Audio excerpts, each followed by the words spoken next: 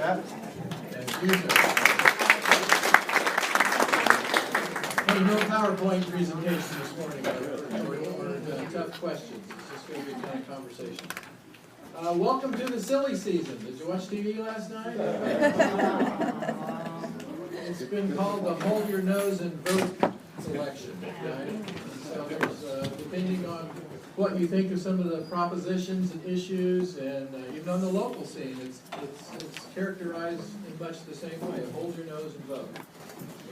So the chamber endorses candidates, and luckily we only have done the school board, which was last night, and so I thought that I would take the opportunity to talk about the state of education as the business community, okay? So not going to make any projections on anything else or talk about sales tax issues or anything controversial like that here in Lodi. But we are in the early stages of what many people in the United States are calling a jobs war. We have 10,000 baby boomers that are retiring every day. You've heard that statistic, right? And that you have heard that there is a job skills shortage.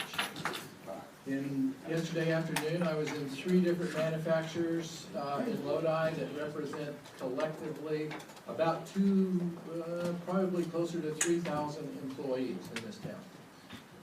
If you have some kids that are over the age of 18 that are just kind of laying around not doing anything, or know some people like that, and you should, because 35% of millennials in San Joaquin County still live at home. And they may be underemployed. Well, if you want to call me at the Chamber of Commerce, because we are starting an emergency forklift driving class. Okay, and they'll start out at probably $12 or $13 an hour or higher. But there are several companies right around here that are not getting the stuff to the production line from the raw material side, and then from the finished goods side loaded into a truck. They're behind. Forklift drivers. I could go on. Mechanics.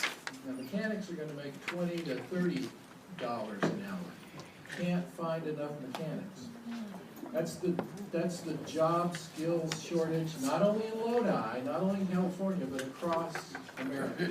And so it's a zero-sum game. That means they'll steal your employees, if you're a manufacturer or a business person, they'll steal your employees and pay them more if they can.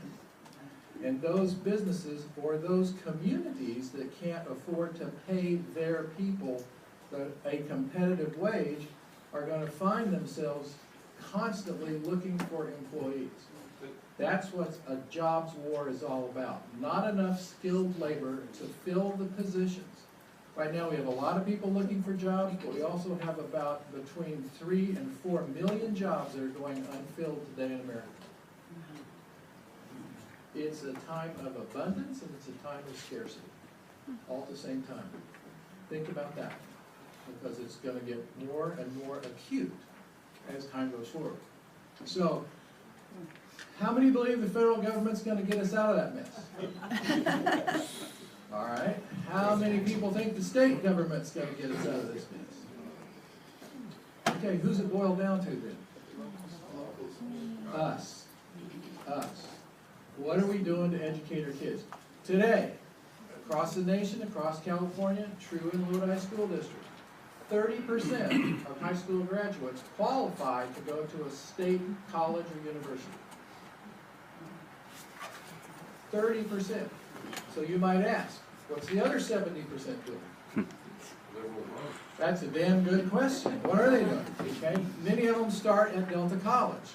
Delta College at any given moment has about 21,000 to 23,000 people on their campus in Stockton.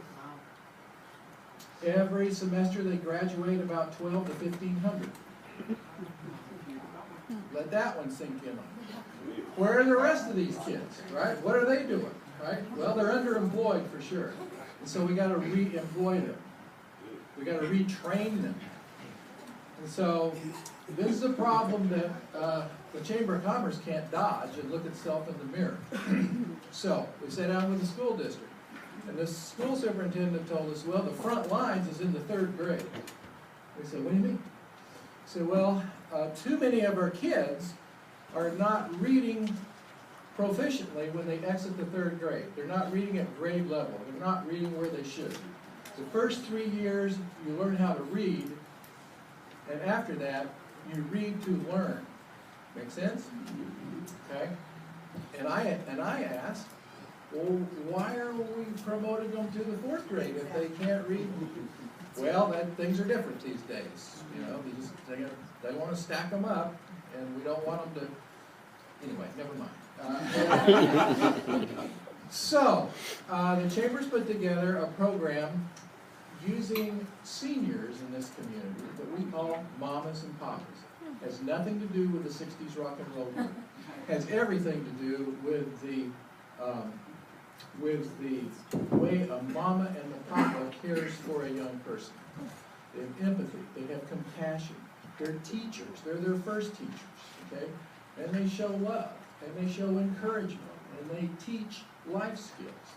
These mamas and papas go into the after-school programs, not during class because there's not enough time, but the after-school programs, which about half of the students stay on campus because mom and pop are working somewhere. And they're doing their homework. And so we asked the school district to identify those slow readers and bring them to a quiet space, whether it be in the library or a classroom with a teacher. And the mamas and papas will meet them there, and they're just going to help them learn how to read. We will not ask anybody to do Common Core math. Hey, that's right. Okay. So that's the first thing we're doing, okay? And we're making a difference. Second thing, 8th grade. 8th grade, they're getting hammered with all sorts of negative messages, gangs, drugs, all sorts of things. And so every 8th grader in Lodi is exposed to 2 days of what we call the Choices program. It's a program that we got out of Seattle, been around for 26 years, millions of people have had it, and in short, it teaches kids to make better choices. It teaches them that they are in control of their own lives. It's a big, what? I control my life? It's amazing that they don't have that presence of mind. But yeah, you're in control, and therefore, the choices you make are going to make you. And that's another light bulb that comes on over the hill. Oh, so it's very important I make good choices. Absolutely. And there'll be 3 or 4 choices that you make between the ages of 15 and 25 that will set the course for your life. They don't wave a red flag in front of your face and say, okay, this is the big one, get ready. Think about it, you know. But we give them the skills, we teach them skills on how to make good choices. In senior high, starting in sophomore year, we bring in young business people. Could be a Wells Fargo bank teller, could be a mechanic on a line at PCP, somebody who's relatable, somebody who's maybe 25 to 30 that can sit here and say, you know, I was in your seat 10 years ago, and I heard voices that said, hey, come out here with your cousin and make $1,400 and, you know, picking grapes. $1,400 a month. That's a lot of money to a kid in high school. But then I also heard my grandmother saying, you know, no, stay in school, graduate. You can be the first one in our family to get a high school education, and that's what it takes to get ahead these days, education. Sure, I'm glad I listened to this voice over here, because I have a great job, I drive a nice car, and I've got a good future. And when I lay my head down on the pillow at night, I don't hear gunshots in the neighborhood. Okay? So that prepares them for a choice. Okay? The choice is, what are you going to do with your life after you graduate from high school? We got to keep them in to graduate from high school. That's job one. And that's what those 3 programs do. But the 4th one is, hey, we owe them a job, if we can possibly provide it, if they'll get the education. So we started a partnership with the school district called the Lodi Jobs Academy. This year, starting in middle school, they've got coding and robotics. Never had it in Lodi Unified, north of 8 Mile Road before. Okay, and kids are crawling all over that. Robotics and coding. They love it. So starting next semester, sophomore, junior, senior years, has a series of classes that will get them exposure to those jobs on the east side of 99, will get them internships with some of those companies on the east side of 99, and the curriculum that they're taking through high school, designed by the businesses on the east side of 99. It's a true partnership with our Lodi Industrial Group, part of the chamber, and the school district that said, yeah, we want to produce a product for you who's a young child who knows what a manufacturing floor looks like. And this is a big need. There's a few baby boomers in the room. 80% of baby boomers, by the time they wore the cap and gown in high school, had a job at some point in time during high school years. They'd had a job, whether it was cutting lawns, carrying groceries, or whatever. You know what the percentage is today for graduating millennials from high school who have had a job? It's between 12 and 15%. So 85% don't know what a job looks like, smells like, walks like, and how they're supposed to act. That's the state of the country.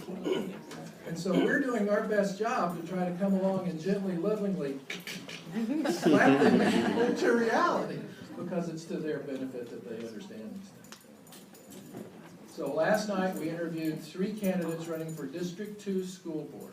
And the first question we asked was, why are you running for the school board? So you think that's the third question.